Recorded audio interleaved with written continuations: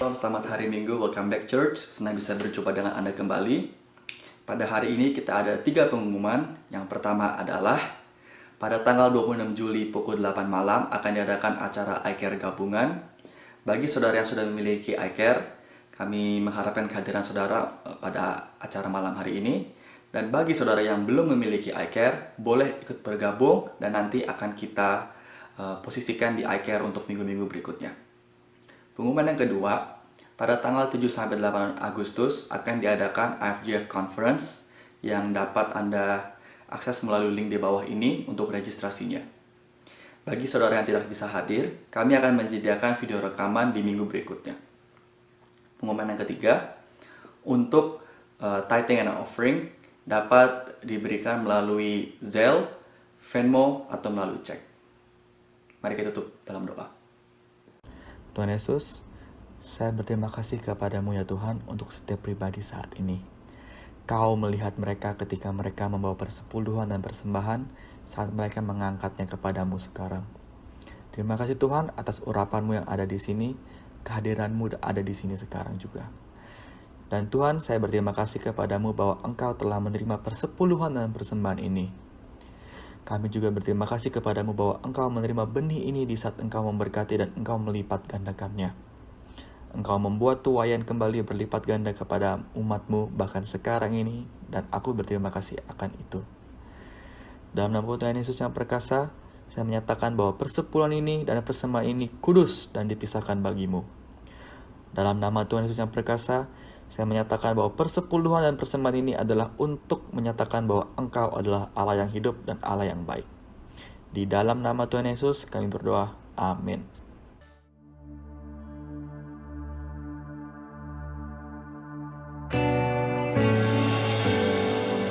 Selamat pagi hadirat Tuhan. Mari kita sama-sama boleh menyembah Dia. Boleh masuk dalam hadirat Tuhan. Karena Dialah Raja di atas segala raja. Biar Dialah yang mau kita sembah sama-sama. Yuk, mari sama-sama, wherever you are, let's worship together. Let's worship Him.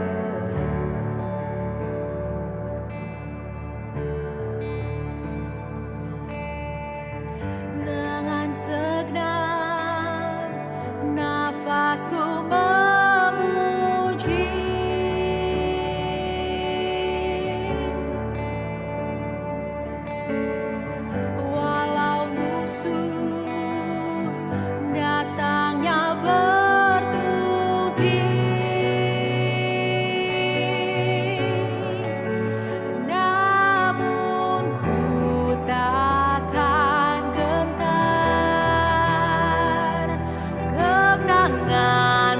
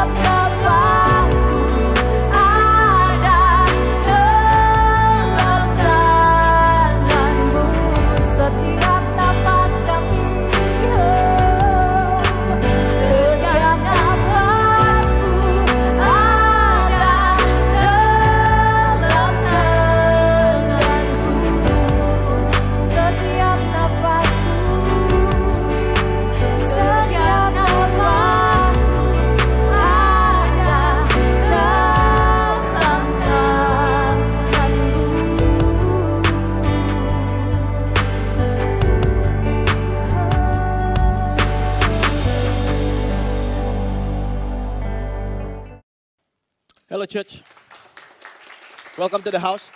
Saya percaya semua dalam keadaan baik, doa saya adalah semuanya dalam keadaan sehat. Dan saat ini kita live from the house.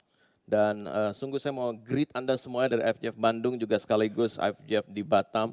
Dan juga saya hari ini juga berkhotbah untuk FGF Atlanta, Georgia. Salam untuk Pastor Harminto dan Grace Ongko di sana. Thank you for your friendship. Dan hari ini kita masih sama di tema kita, di view from the top, bagaimana melihat dari ketinggian Tuhan, bagaimana melihat dari elevasi yang berbeda, bagaimana kita bisa melihat dari perspektif dan sudut pandangnya Tuhan. Dan untuk hari ini, saya ingin memberi judul kepada khotbah saya, Rain is on the way. Rain is on the way. Saya nggak tahu betapa mungkin ada di antara Anda merasa kering dalam kehidupan hari-hari ini, tapi saya berdoa hari ini terjadi sesuatu yang dari Tuhan, rain is on the way. Hujan dari Tuhan akan segera turun dalam kehidupan Anda dan saya. Kalau kita membaca di 1 Raja-Raja, Anda akan melihat seorang nabi yang luar biasa namanya Elia. Elia dia seorang nabi yang hidup dalam situasi yang sangat sulit sekali. Dia hidup dengan oposisi yang sangat banyak. Dia hidup ditentang oleh ada Raja Ahab dan kemudian Ratu Jezebel. Dan mereka ini adalah pemuja dewa namanya Baal. Dan mereka bukan hanya memuja dewa itu, mereka merekrut nabi-nabi Baal dan kemudian mereka mengajarkan orang-orang Israel untuk melakukan apa yang cemar di hadapan Tuhan. Dan kemudian tentu saja Elia adalah nabinya Tuhan, dan dia mengajarkan apa yang dari firman Tuhan. Dan kemudian ada sebuah, kalau saya mau katakan kontes begitu, kontes. Mereka mengumpulkan rakyat semuanya, berkumpul di sebuah tempat, dan kemudian mereka bilang siapa yang paling besar. Dan dikatakan siapa yang bisa turunkan dari langit, Tuhan siapa yang bisa turunkan api dari langit, maka dia betul-betul Tuhan. Dan kemudian nabi-nabi Baal mereka kumpulkan, ada binatang-binatang untuk dikorbankan, dan kemudian mereka bernyanyi, Alkitab berkata mereka bernyanyi sepanjang hari, dan kemudian mereka bahkan melukai diri mereka sendiri. Tapi apa yang dilakukan oleh Elia, yang dilakukan adalah dia mengambil 12 batu, yang melambangkan 12 suku Israel, dan kemudian dia membangun mesbah di hadapan Tuhan. Dan saya rasa ini yang Tuhan ingin ajarkan untuk kita semuanya. Some people just keep talking, banyak orang yang cuma hanya ngomong, but some people they build something.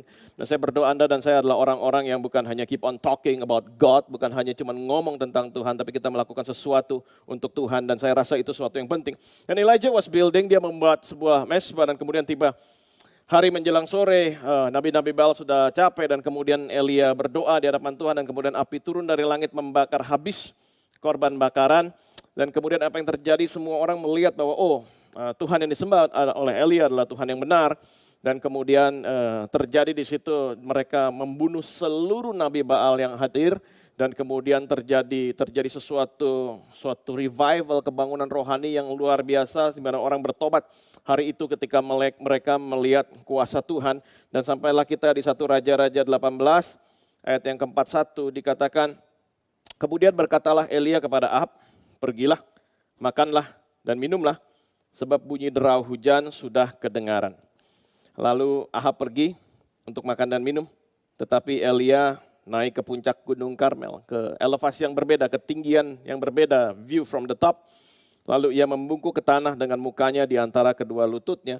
Setelah itu ia berkata kepada bujangnya, naiklah ke atas, lihat ke arah Laut Mediterania. Di situ bisa terlihat sangat jauh sekali. Laut Mediterania, Laut Tengah. Kalau ke utaranya ada Turki, di selatan ada Mesir, kalau terus ke sana ada Italia dan sebagainya. Jadi lautan yang sangat besar sekali. Dan kemudian lihat ke arah laut, bujang itu naik ke atas, ia melihat dan berkata tidak ada apa-apa. Kata Elia, pergilah sekali lagi demikian sampai 7 kali, suruh lihat, belum ada apa-apa. Pada waktu ke-7 kalinya berkatalah bujang itu, wow, awan kecil sebesar telapak tangan timbul dari laut. Lalu kata Elia, pergilah, katakan kepada Ahab, pasang keretamu dan turunlah, jangan sampai engkau terhalang oleh hujan. Maka dalam sekejap mata langit menjadi kelam oleh awan badai, lalu turunlah hujan yang lebat. Ahab naik kereta lalu pergi ke Jizril. Tetapi kuasa Tuhan berlaku atas Elia, ia mengikat pinggangnya dan berlari mendahului Ahab sampai ke jalan yang menuju Jizril. Bapak surga, kami berdoa saat ini biar firman-Mu yang sederhana masuk tanah yang subur menghasilkan buahnya pada musimnya. 160, 30 kali lipat. Roh Kudus Engkau membantu kami semuanya biar firman-Mu bisa dibukakan dengan baik. Di dalam nama Tuhan Yesus kami berdoa. Amen. Amen. Dan di situ kita lihat di ayat 44 dikatakan Ahab suruh pergi karena ada hujan. Tapi sebelumnya Elia menyuruh dia untuk pergi makan. Ayat 41 dikatakan, Ahab, kamu kenapa nggak bisa makan? Kamu kenapa nggak enak makan? Ayo, kamu pergi dan kamu makan. Dan kemudian Ahab melihat orang-orang yang sudah dia, nabi-nabi Baal yang sudah dia biayai sepanjang tahun ini musnah dalam waktu 1 hari. Dan kemudian dia nggak bisa makan. Dan Elia berkata bahwa, hey, kamu harusnya rejoice, kamu harusnya celebrate. Kamu harusnya merayakan ketika ada satu kejahatan yang dipatahkan. Kamu harusnya merayakan ketika ada kebangunan rohani. Kamu makan itu menggambarkan perasaan hati yang ada dalam diri Ahab. Dan Elia berkata, hey, do not mourn, jangan sesalkan dosa yang lama, jangan sesalkan dosa yang lampau. Dan seringkali saya melihat bahwa ada orang yang berkata bahwa, oh dulu sebelum saya jadi Kristen hidup saya enak, dikatakan begitu. Dan hari ini firman Tuhan saya merasa bahwa mengingatkan kepada kita, do not mourn your yesterday's sin. Jangan Anda berduka untuk dosa masa lampau, tapi embrace your tomorrow, tapi peluk masa depan Anda bersama-sama dengan Tuhan. Ada cerita dari Inggris, udah lama sekali ceritanya, ada 2 orang laki-laki, mereka ini adalah pencopet profesional di London, di Inggris. Mereka pencopet profesional dan kemudian mereka itu mencopet dompet laki-laki kebanyakan. Bukan karena mereka butuh uang ya, mereka punya pekerjaan yang baik, believe it or not, mereka punya keluarga yang baik. Tapi mereka itu hobi mencopet. Dan kemudian ketika mencopet mereka nggak ambil uangnya, tetapi mereka koleksi. Di rumah mereka koleksi dompet-dompet orang. Tentu saja itu bukan merupakan tindakan yang terpuji. Dan kemudian pada suatu kali mereka sama-sama datang ke sebuah ibadah dan kemudian sama-sama mereka rindu untuk bertobat, untuk terima Tuhan. Dan kemudian yang satunya berkata bahwa besok, karena dompetnya semua masih utuh, ada alamatnya orang semua di situ, dikatakan besok saya akan kembalikan semua dompet yang sudah saya copet selama ini, ada ratusan dompet yang sudah copet, semua akan saya kirim kembali ke rumah yang punyanya. Dan kemudian yang satu lagi berkata, oh ya aku juga mendengar kabar baik, aku juga mendengar firman Tuhan. Tetapi saya nggak bisa melepaskan koleksi dompet ini sekaligus. Jadi saya mau pulangin sedikit-sedikit. Saya mau pulangin mungkin minggu ini 5, mungkin yang saya lagi nggak suka mungkin saya pulangin 5. Tapi saya nggak bisa pulangin semua. Singkat cerita, yang satu sungguh-sungguh bertobat, tetapi yang satu karena dia menunda-nunda, karena dia nggak betul-betul wholeheartedly seluruh hatinya dia menyerahkan. Pada akhirnya dia tetap jadi pencopet sampai dia tua. Diceritakan sampai umur 69, kemudian dia ditangkap dan kemudian dipenjara untuk waktu yang lama sekali. Dan saya rasa betul ya saudara, untuk Anda dan saya, Ahab dikatakan kalau Anda membaca Alkitab, Ahab seringkali kelihatan bertobat. Tetapi dia tidak pernah sungguh-sungguh bertobat. Dan saya rasa betul, repentance is not experimental. Repentance is continual. Saya percaya dalam kehidupan Anda dan saya. Setelah kita menerima Tuhan Yesus pun kita harus grow. Kita setelah menerima Tuhan Yesus kita bertobat, kita berbalik dari jalan yang jahat, kita grow, kita bertumbuh di dalam Tuhan. Grow itu boleh secara bertahap, tapi yang namanya repentance, yang namanya pertobatan itu wholeheartedly, yang namanya pertobatan itu adalah seluruh hati kita, seluruh kehidupan Anda dan saya. Tetapi yang saya senang sekali dari firman Tuhan, di sini kita bisa melihat begitu pertobatan terjadi, hujan turun. Dan saya berdoa ini terjadi dalam kehidupan Anda, dimanapun Anda berada. Mungkin Anda belum pernah mendengar yang namanya Yesus, mungkin Anda pengen tahu siapa Yesus. Yesus adalah juru selamat dunia. Dan di sini saya belajar dari firman Tuhan yang baru saja kita baca. As soon as the rebellion ends, the land receives blessings. Dan saya rasa itu betul dalam kehidupan kita, karena Alkitab berkali-kali ya Ulangan ngomong choose life, choose life, choose life, pilihlah kehidupan. 4-5 kali dikatakan dalam Alkitab, choose life, pilihlah kehidupan. Dan saya rasa hari ini betul-betul saudara dia ingin untuk memberkati kita, dia ingin untuk membuka jalan buat kita. Tapi dia ingin ada obedient, dia ingin ada satu penundukan diri dalam kehidupan kita semuanya. Kalau Anda melihat saat ini yang bahkan di tengah pandemi ini growth yang besar itu terjadi di mana? Growth yang besar terjadi di Afrika. Growth yang besar kalau Anda membaca Economic Journal dan sebagainya, kemarin saya baca ada beberapa negara seperti Rwanda, South Sudan, Ethiopia, Senegal, mereka growth-nya bisa sampai 8%, 7%, 6%, dan beberapa bahkan melampaui China growth-nya. Dan saya melihat, wow, negara-negara ini kalau Anda mendengar Rwanda mungkin berapa belas tahun yang lalu kacau luar biasa, dan kemudian Ethiopia, kelaparan demi kelaparan terjadi, tapi sekarang mereka swasembada pangan Ethiopia. Dan kemudian saya membaca Economic Journal, kenapa mereka bisa maju sedemikian besar? Because there is no more rebellion. Karena nggak ada lagi perang saudara, nggak ada lagi pemberontakan di mana mereka bisa fokus membangun bangsa dan negara mereka. Dan kalau itu benar secara fisikal, kalau itu benar secara natural, benar atas sebuah bangsa yang nggak ada rebellion di dalamnya, apalagi secara rohani. Saya percaya hari ini kalau Tuhan hari ini menunjukkan mungkin masih ada pemberontakan dalam kehidupan Anda dan saya, let's go back to God. Mari kembali kepada Tuhan, karena as soon as the rebellion ends, the land receives blessing. Dan hari ini kita mau belajar dari Elia yang ada dalam ketinggian, bagaimana dia menyikapi hidup ini, bagaimana dia ada dalam sudut pandangnya Tuhan. Di Yakobus 5 ayat 17 sampai 18 menjelaskan dari perspektif perjanjian baru siapa itu Elia. Dan dikatakan bahwa Elia adalah manusia biasa. Elia bukan superstar, Elia bukannya dikatakan super religious, dikatakan Elia bukannya super spiritual, dikatakan Elia ini above and beyond, di atas orang lain, di atas orang lain dalam segi ketuhanannya, enggak dikatakan begitu. Tapi Alkitab dengan jelas berkata bahwa Elia adalah manusia biasa, sama seperti kita, sama seperti Anda, sama seperti saya. Tapi ada bedanya yang bisa kita lakukan. Saya encourage melihat firman Tuhan ini, karena perbedaan yang dilakukan Elia bisa kita lakukan, mungkin kita lakukan. Dikatakan sama seperti kita, dan ia telah bersungguh-sungguh berdoa supaya hujan jangan turun, dan hujan pun tidak turun di bumi selama 3 tahun 6 bulan. Lalu ia berdoa pula, dan langit menurunkan hujan, dan bumi pun mengeluarkan buahnya. Dan hari ini saya mau kita sama-sama melihat kehidupan Elia ketika dia di atas Gunung Karmel. Bagaimana dia bisa melihat ketinggian yang berbeda. Dan dikatakan di Alkitab yang membedakan dia dengan kita adalah sungguh-sungguh berdoa. Jadi saya tertarik dengan apa itu yang namanya sungguh-sungguh berdoa. Dan dikatakan di situ tadi kita membaca bahwa dia mendengar bunyi hujan. Entah dia mendengar secara fisik atau dia dengan iman berkata bahwa hujan segera datang. Tapi dia mendengar bunyi hujan. Dan kemudian di Alkitab dikatakan bahwa iman adalah dasar dari segala sesuatu yang kita harapkan dan bukti dari segala macam hal yang belum kita lihat. Dan hari ini dia berkata bahwa hey, ada kabar baik, ada sesuatu yang dahsyat yang dari Tuhan, mujizat. Sudah 3,5 tahun gak ada hujan, dan kemudian aku mendengar bunyi hujan itu datang. Dan kemudian setelah itu dikatakan dia bukannya berleha-leha, dia bukan hanya diam saja, tetapi kemudian dia terus berdoa. Setelah dia mendengar ada bunyi hujan, dia memilih untuk terus berdoa.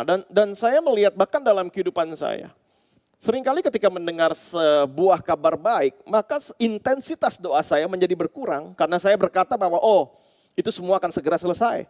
Itu semua akan segera beres.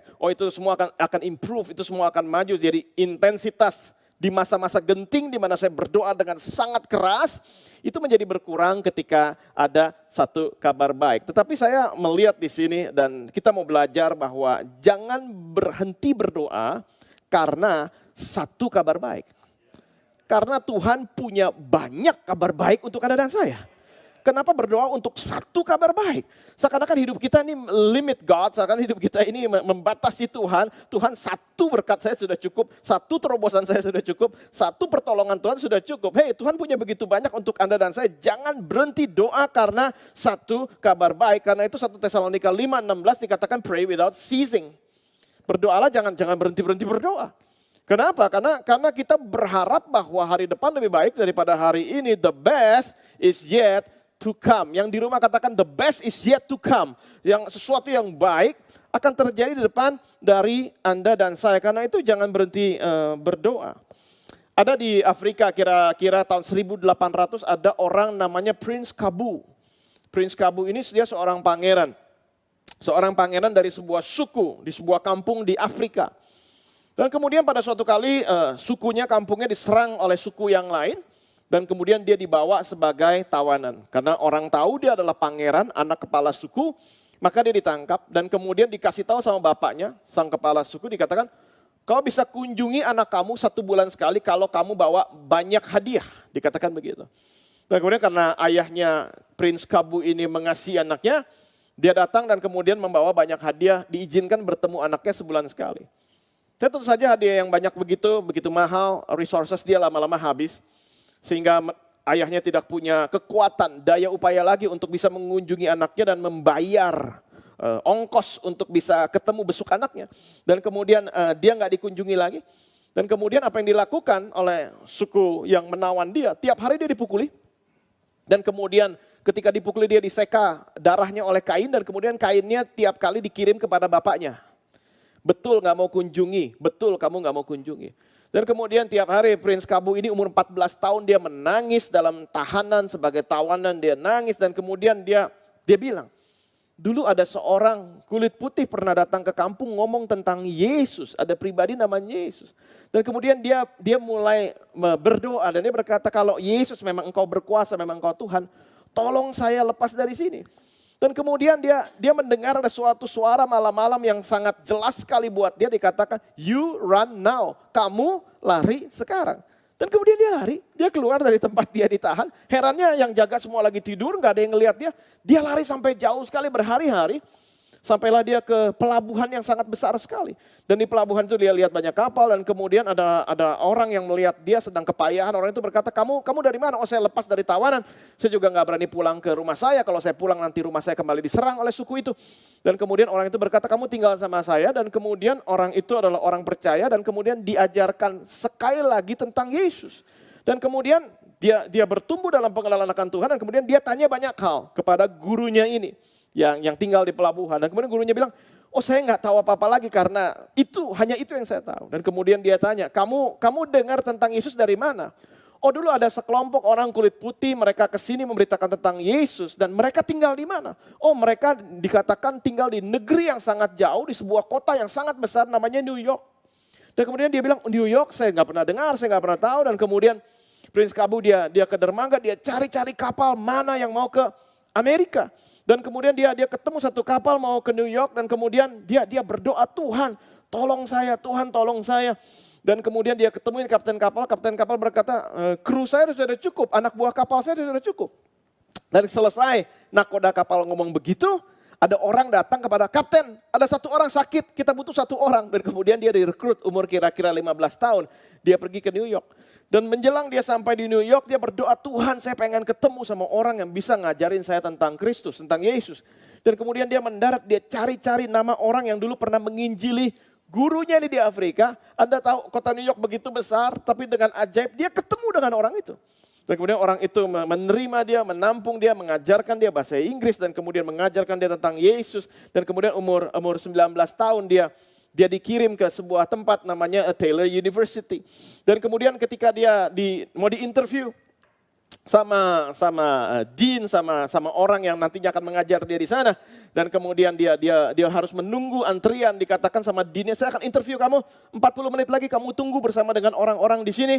Mereka juga akan diinterview nantinya.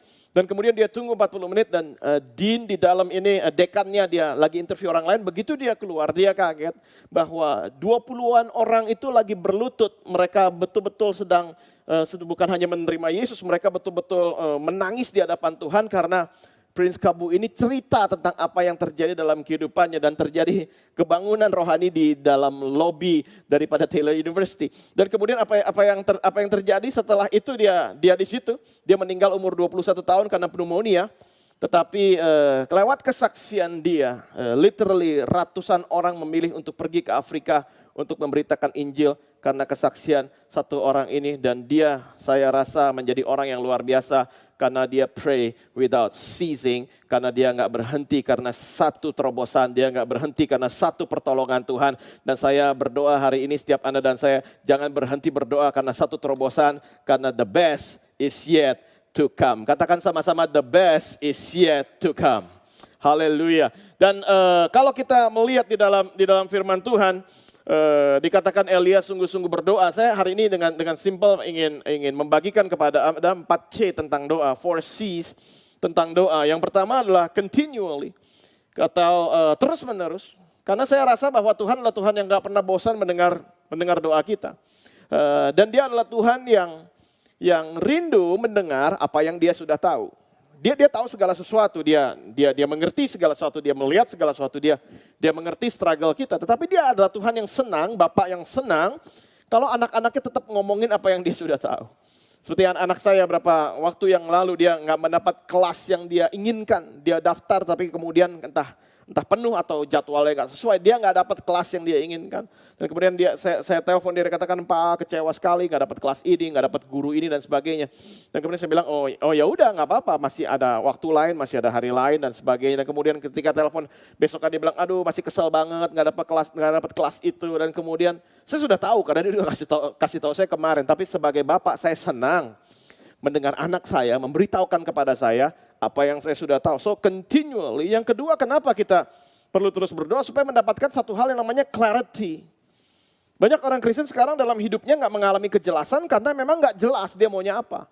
Tapi saya rasa clarity ini penting dalam kehidupan Anda dan saya. Clarity ini kalau saya boleh ambil sebuah istilah adalah adopting perspective, mengadopsi perspektif yang baru. Seperti sebuah kapal yang akan mungkin mendarat setengah jam lagi, dia call menara kontrol dan dia berkata gimana keadaan di sana, apakah sesuai dengan radar saya, bagaimana dengan anginnya, bagaimana dengan cuacanya, bagaimana dengan jarak pandangnya. Kenapa? Dia belum sampai ke tujuan, dia akan sampai ke tujuan dan kemudian dia mengadopsi sebuah perspektif. Dan saya rasa ketika kita berdoa ada clarity karena kita mengadopsi perspektifnya Tuhan dalam kehidupan Anda dan saya. Dan kemudian itu menghasilkan suatu yang namanya confidence.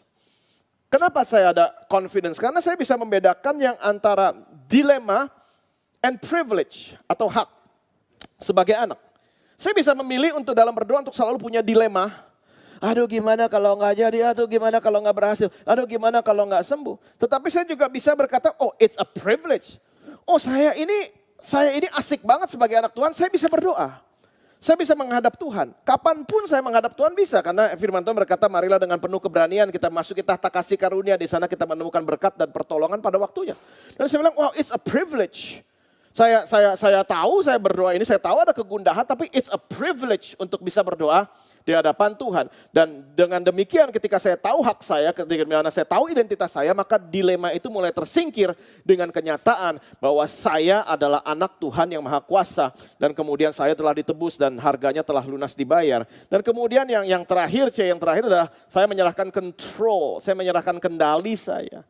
Di mana kemudian ketika ada kejelasan dalam kehidupan saya bisa membedakan apa yang bisa saya kontrol, dan saya mengetahui dan melepaskan apa yang tidak bisa saya kontrol.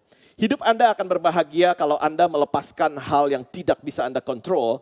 Tapi hidup Anda sulit untuk bahagia kalau Anda terus memegang hal yang tidak bisa Anda kontrol sebetulnya. Dan segala sesuatu yang bisa kita kerjakan, tapi yang selebihnya kita serahkan kepada Tuhan.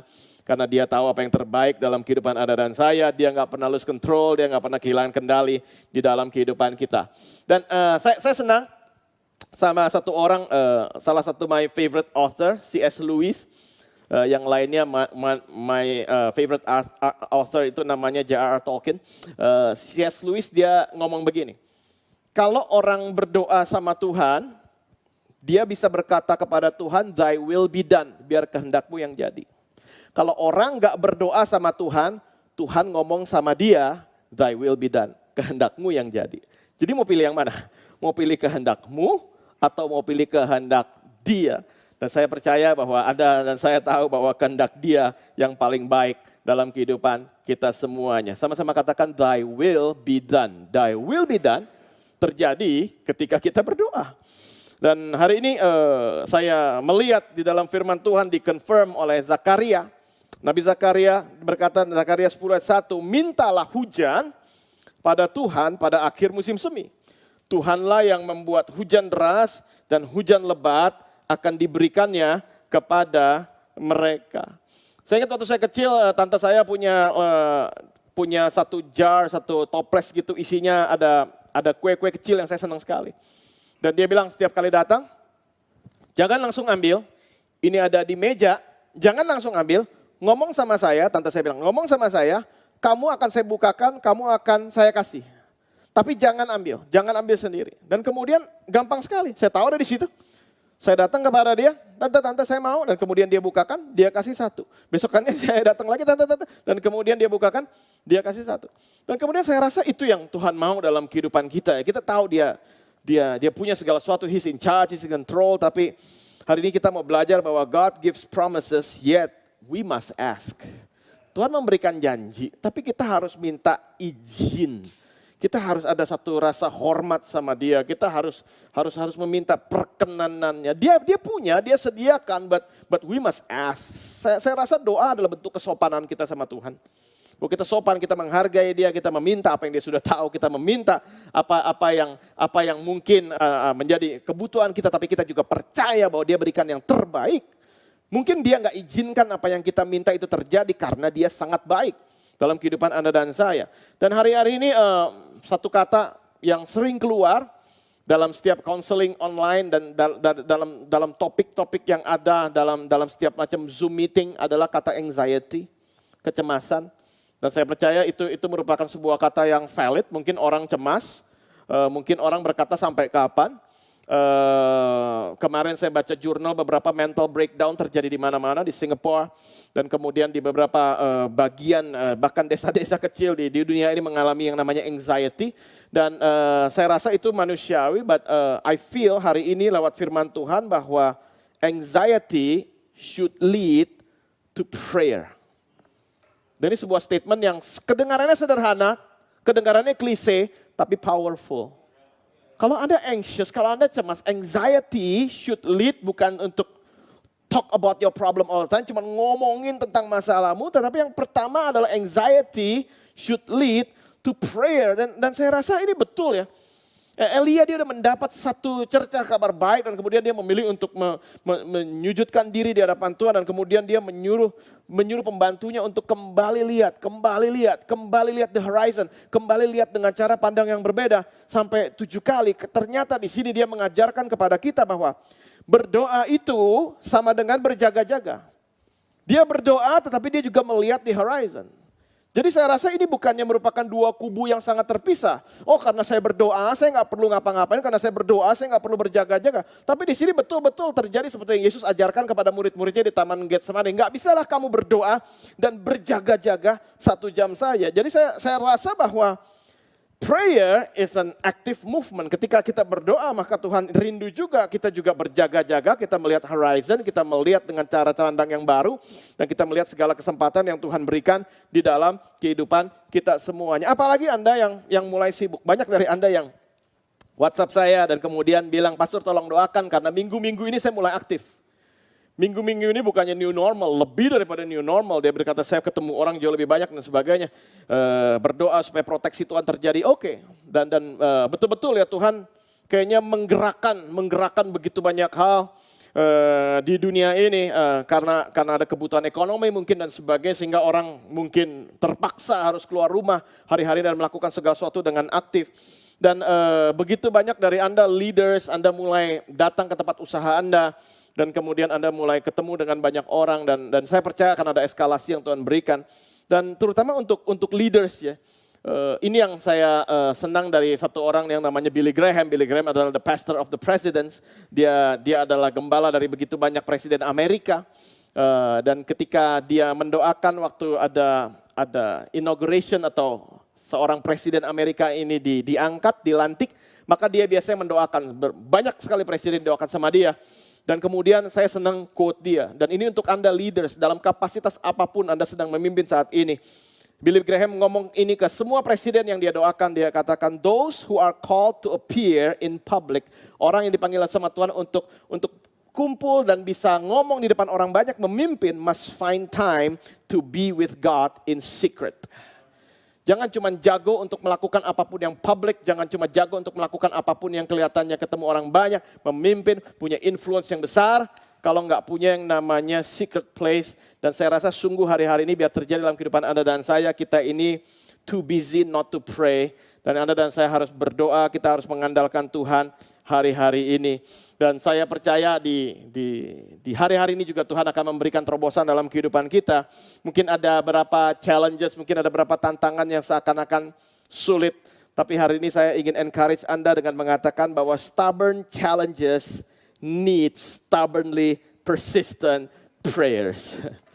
Karena seringkali kita punya tantangan itu kan gak langsung pergi, tapi stubborn. Karena itu kalau memang masalah kita tuh keras kepala, sepertinya nggak mau pergi, ya doa kita harus lebih keras daripada itu. Dan seringkali kita kalah dengan keras kepalanya keadaan, kita kalah dengan keras kepalanya kendala, kita kalah dengan keras kepalanya tantangan. Tapi harus jadi lebih keras kepala lagi, persistent prayer. Saya ingat papa saya nggak percaya Tuhan waktu saya kecil, saya terima Tuhan waktu saya umur 4, saya terus doakan dia dan kemudian ada seorang pendeta tiap berapa bulan datang ke rumah. Dan kemudian ayo berdoa. Papa saya diam aja dan kemudian dia doa dan kemudian berapa bulan lagi datang lagi doa. Sampai saya umur 10 baru papa saya bertobat. Lihat, 6 tahun tiap berapa bulan datang, ayo doa. Ngajarin tentang Yesus setengah jam. Papa saya diam aja sambil ngerokok gitu, diam aja dia. Tapi stubborn, persistent prayer works. Saya melihat dalam kehidupan papa saya melihat dalam kehidupan saya. Jangan kalah stubborn, jangan kalah keras kepala sama kendala, sama masalah. Betul-betul Anda jadi orang yang stubbornly persistent in prayers. Karena supplications may not come quickly. Memang betul, pertolongan dari Tuhan gak datang dengan segera. Tetapi saya rasa orang yang berdoa diberikan kepekaan sama Tuhan untuk melihat awan kecil yang nantinya menjadi besar. Orang kadang-kadang gak berhasil dalam hidupnya karena gagal melihat awan kecil yang nantinya awan kecil ini menjadi besar. Saya percaya doa menimbulkan kepekaan bahwa Tuhan memberikan janjinya sehingga dia menjadi orang yang bukan hanya tahan uji, tetapi dia orang yang menghargai hal-hal yang kecil. Anda berdoa bukannya langsung Tuhan tumplekin semua dari langit, boom, terjadi dalam kehidupanmu. Anda berdoa supaya hatimu dilembutkan, Anda berdoa supaya ada kerendahan hati, supaya engkau menghargai perkara-perkara kecil. Karena dikatakan dalam firman Tuhan, setiap ada perkara kecil, Tuhan akan kasih perkara besar dalam kehidupan Anda dan saya.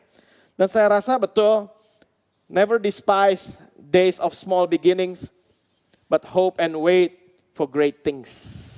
Ketika pembantunya melihat cuma ada awan kecil hitam di situ. Dan hari ini saya mau encourage Anda, ada di antara Anda di musim pandemi ini karena apapun, Anda memulai segala macam usaha kecil. Dan kemudian banyak dari Anda yang berkata, oh pastor tolong doakan. Dan kemudian banyak kata-kata seperti ini, pastor doakan dong, iyalah ini usaha masih kecil. So what kalau masih kecil? Never despise humble beginnings. Saya dulu berbisnis berusaha, saya masih simpan bon-bon yang orang pernah beli dari saya, nomor notanya 0001, 0002, saya simpan. Bukan buat apa-apa, harganya juga gak seberapa puluhan ribu.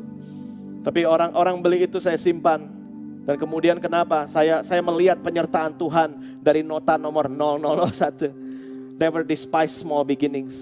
Karena Tuhan kita seringkali bekerja lewat hal yang kecil dulu.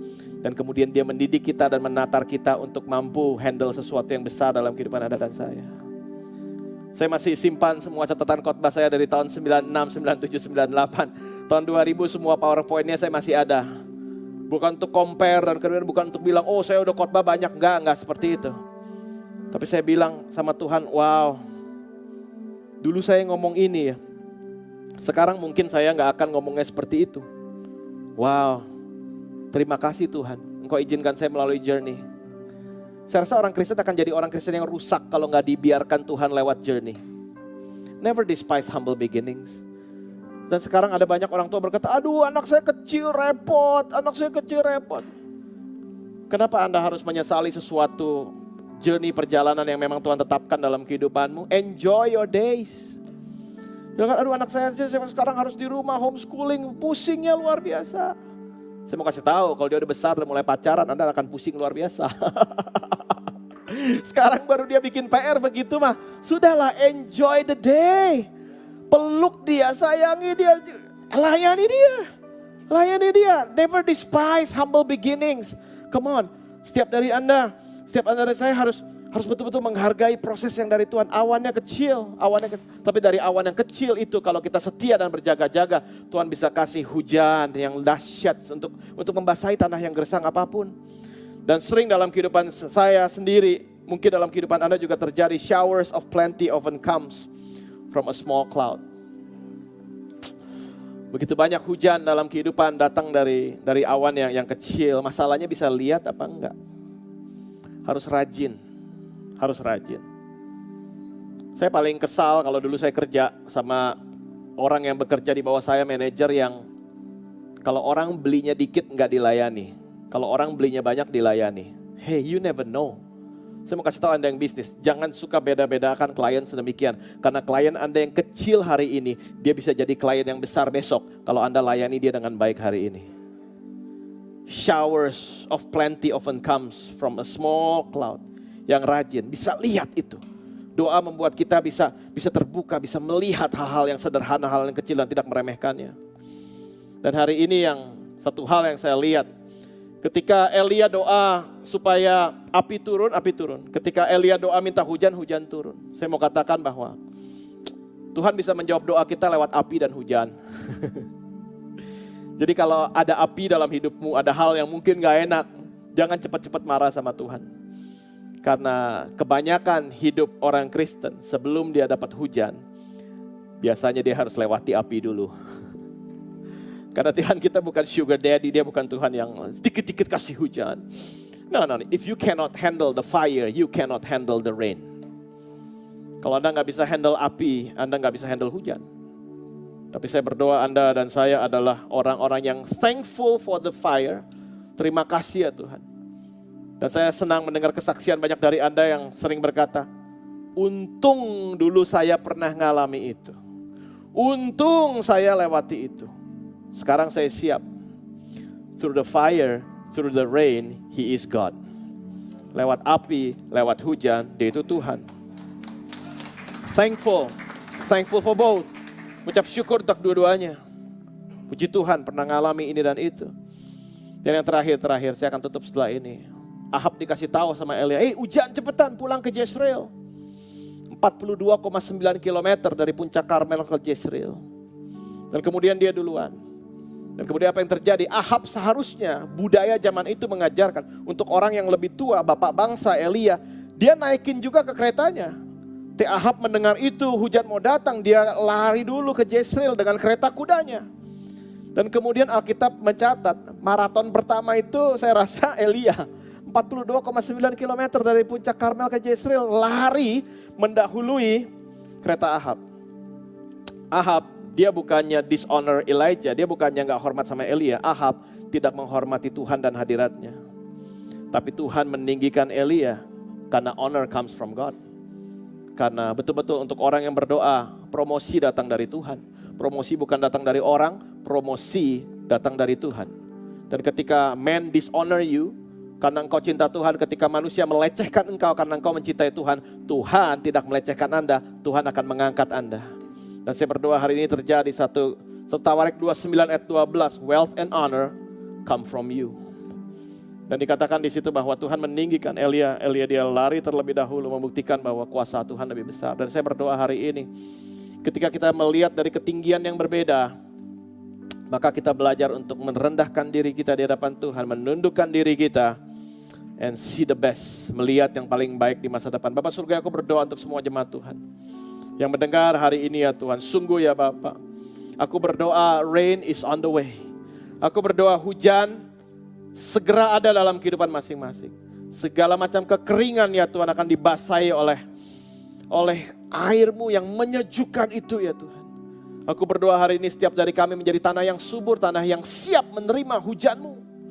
Supaya apa yang dilanda oleh hujan-Mu menghasilkan buah pada musimnya 160-30 kali lipat. Aku berdoa setiap umat Tuhan di tempat ini ya Tuhan. Ketika anxiety comes, ketika satu kekhawatiran datang, they choose to pray. Mereka memilih untuk berdoa ya Tuhan. Dan aku berdoa ya Bapa yang butuh untuk berbalik kepadamu ya Bapa. Because as soon as the rebellion ends, the land receives blessing. Karena segera setelah pemberontakan berakhir, maka tanah itu menerima berkatnya. Biar Kau berkati umat-Mu ya Tuhan. Yang dibaptis hari ini Engkau berkati, keluarga semua Engkau berkati. Biar setiap umat Tuhan terus naik dan tidak turun, jadi kepala bukan jadi ekor. Apapun yang dipegang berhasil di dalam nama Tuhan Yesus. Haleluya. Amen. Happy Sunday Church. God bless us all. Sampai ketemu minggu depan. Ya baik, Bapak Ibu, saudara sekalian. Kita boleh mengucapkan terima kasih untuk AFJF Jakarta. Dan juga Pastor Semi Hartanto yang telah memberkati kita semuanya dengan firman yang sangat membangun. Kita akan menutup semuanya ini dalam doa berkat. Saya mengundang Anda untuk boleh bangkit berdiri dan kita boleh menerima setiap janji Tuhan ini yang dikatakan dengan ya dan amin. Dalam nama di atas segala nama, yaitu nama Tuhan Yesus Kristus, aku memberkati engkau, diberkatilah engkau di atas segala bangsa di bumi dengan janji-janji Allah yang ya dan amin. Berkatilah keluargamu, keturunanmu serta hubunganmu dengan mereka. Diberkatilah sekolahmu, pekerjaanmu dan segala usahamu. Rumah tanggamu dipenuhi dengan cinta, kasih, dan sukacita. Di sekolahmu engkau menerima hikmat dan pengetahuan dari Roh Kudus. Di tempat pekerjaan engkau akan mendapat kemurahan dari Tuhanmu, dan Tuhan akan memerintahkan berkat ke atasmu di dalam segala usahamu. Tuhan akan membiarkan musuhmu yang maju berperang melawan engkau, terpukul kalah olehmu. Satu jalan mereka akan menyerang engkau, tapi bertujuh jalan mereka akan lari dari depanmu. Setiap senjata yang ditempa terhadap engkau tidak akan berhasil. Tuhan mengangkat engkau menjadi kepala dan bukan jadi ekor. Engkau tetap naik dan bukan turun. Tuhan membukakan tikap-tikap langit bagimu hingga lumumu penuh melimpah. Engkau tidak akan mengalami datanya panas terik dan engkau tidak khawatir dalam menghadapi tahun kering. Apapun yang kau berbuat berhasil. Inilah semua yang diperbuat Tuhan sepanjang hidupmu dan sampai Maranatha, Tuhan Yesus datang kembali. Tuhan mencurahkan kasih karunia, kemurahan dan rahmat-Nya berlimpah dalam hidupmu. Tuhan memberkati engkau dan melindungi engkau. Tuhan menyinari engkau dengan wajah-Nya dan memberi engkau kasih karunia. Tuhan menghadapkan wajah-Nya kepadamu dan memberi engkau damai sejahtera, yaitu peace, shalom, di dalam nama Tuhan Yesus Kristus. Amin. Tuhan berkati, sampai kita berjumpa kembali.